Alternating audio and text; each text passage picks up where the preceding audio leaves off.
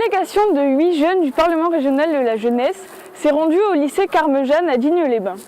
L'objectif de cette délégation, comprendre le fonctionnement de la cantine scolaire de ce lycée qui est exemplaire à bien des égards. Nous avons rencontré des acteurs de la restauration scolaire pour mener notre enquête. Vous êtes donc chef cuisinier.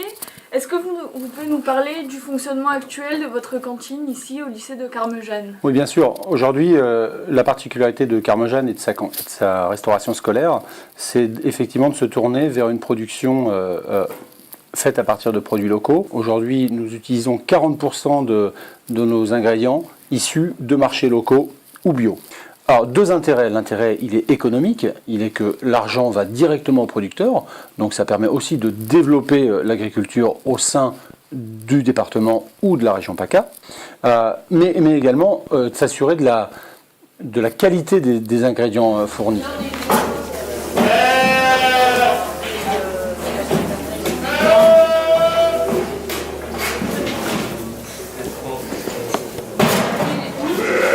Moi, je vais avec mon équipe de cuisine, je rencontre les producteurs, je vais dans leur exploitation, je regarde la façon dont ils fonctionnent. Nous faisons partie d'un groupe d'éleveurs, une association de 7 éleveurs située sur le 04. Et nous fournissons donc en fait tout ce qui est la viande pour les collectivités du 04 sur le département du 13. Est-ce que vous pouvez nous dire quels avantages et inconvénients vous pouvez rencontrer dans le cadre de la collaboration avec les collectivités ? Donc en fait le fait de collaborer avec les cantines scolaires, sur nous c'est un avantage parce qu'on va travailler sur un circuit court. Donc du coup on va avoir un contact direct avec les chefs cuisiniers, mieux valoriser notre viande sans passer par soit des marchands de vaches qu'on appelle maquignons. Et donc du coup au niveau économique donc on va être gagnant, mais aussi sur l'aspect humain, on va avoir un contact plus proche. Karine Manon, éleveur sur la commune de Saint-Jamet, partage également le point de vue d'Émilie Marcelin, notamment sur la question économique.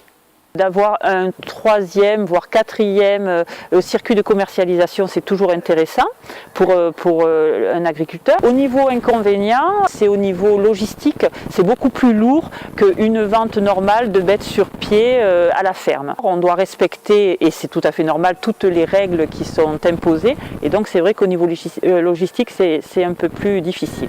Régal, le réseau de gouvernance alimentaire locale, participe aussi à l'approvisionnement des cantines scolaires en produits locaux.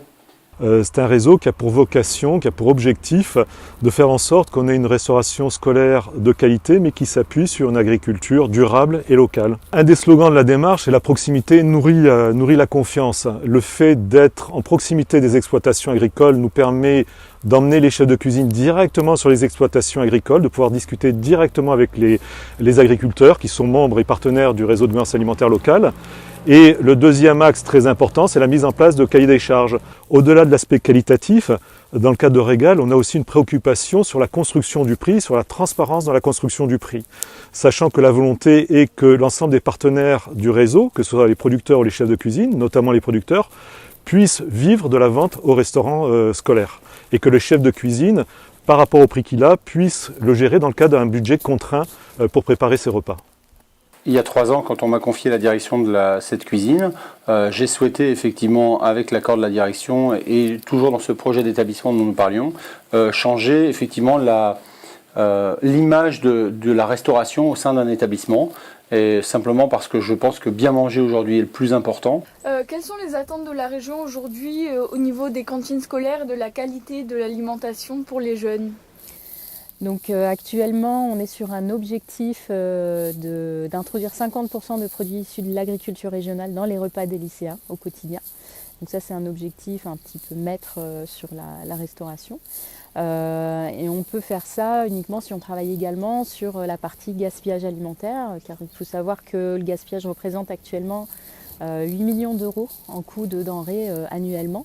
Donc en travaillant sur la réduction du gaspillage alimentaire, cela nous permettra de récupérer du budget qui pourra être réinjecté dans des denrées de qualité et des denrées locales, bio, etc.